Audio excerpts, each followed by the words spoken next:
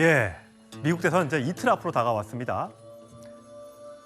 먼저 임정 여사님, 지면 대선 불복, 제가 이렇게 이름을 달아봤는데 일단 먼저 최근 나온 여론조사의 판세부터 좀 설명을 해주세요.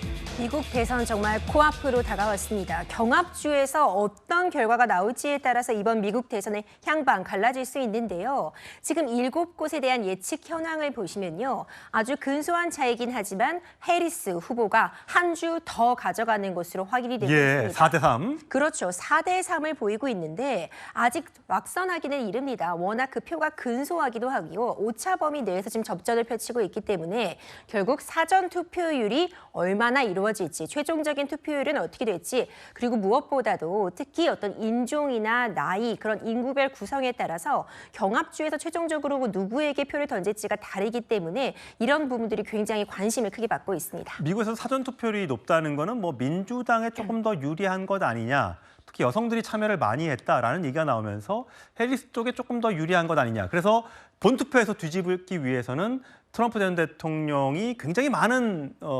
투표를 끌어내야 된다. 이런 얘기가 나오더군요.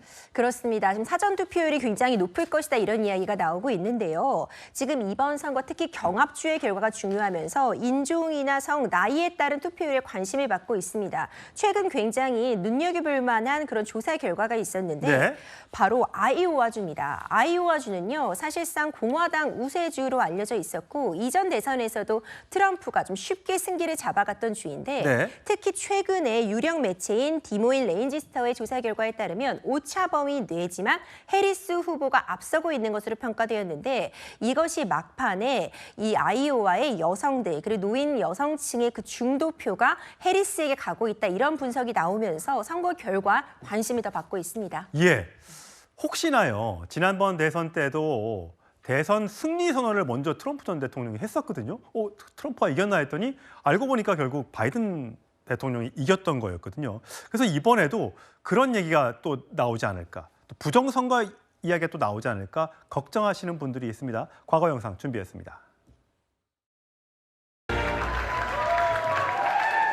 We will win this, and as far as I'm concerned, we already have won it. So I just want to thank you. And we're going to the Capitol. Democrats are hopeless. They're never voting for anything, not even one vote. But we're going to try and give our Republicans, the weak ones, going to try and give them the kind of pride and boldness that they need to take back our country.